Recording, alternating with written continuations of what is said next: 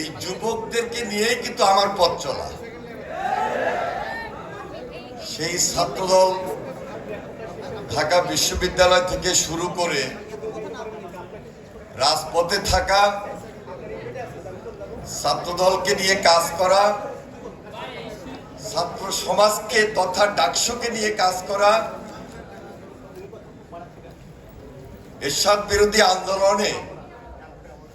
নিজেকে নিয়োজিত রাখা এবং স্টিল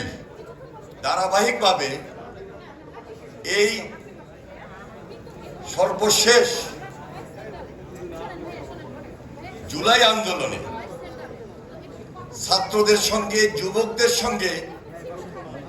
তথা তারুণ্যের শক্তি নিয়ে কাজ করাই আমার এই যুবকদের সঙ্গে রাজনৈতিক ধারাবাহিকতায় আমি যুবকদের স্পিরিটকে